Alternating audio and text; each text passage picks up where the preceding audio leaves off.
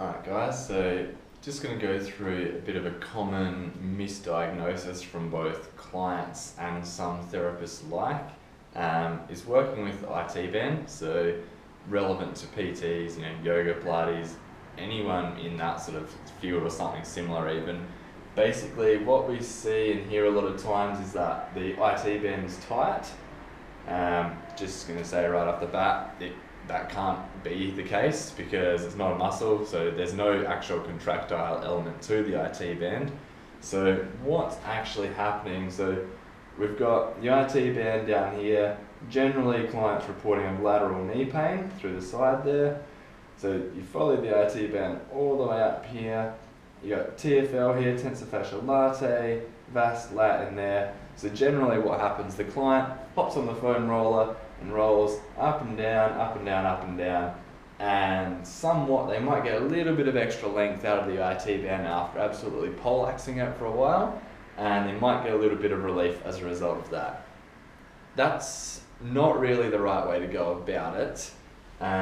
Basically, this IT band is generally already being stretched as much as it can handle, hence why it's pulling on the edge of the patella there, causing irritation. So to further roll on it and to further lengthen it, you might get some short-term benefits from it if you can get it to lengthen a little bit further, but it's really just going to make the problem worse in the long run.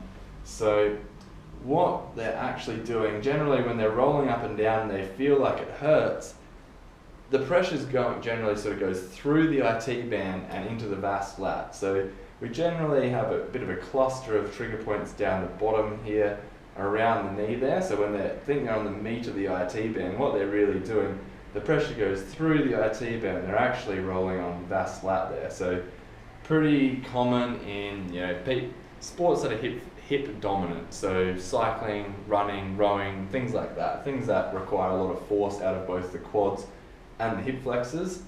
So they're rolling up and down on here and they're really actually getting into those trigger points in the meat of the muscle, so there and there.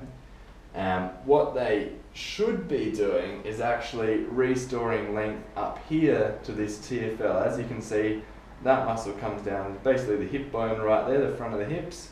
You follow that down, it's basically, if you want to find it so that you find your hip bone at the front there, and I kind of say it's about a fist shape, kind of goes off to the side, down the front a little bit. If you restore length to this tissue through here, that drops down and it allows that to sort of get a little bit more slack in it, and it eventually takes the pressure off here. So instead of trying to over-lengthen or trying to stretch or lengthen something that's already over-lengthened and is already causing issues, if you restore length to this tissue up here, that drops down and it takes the pressure off of the hip, off of the knee down there.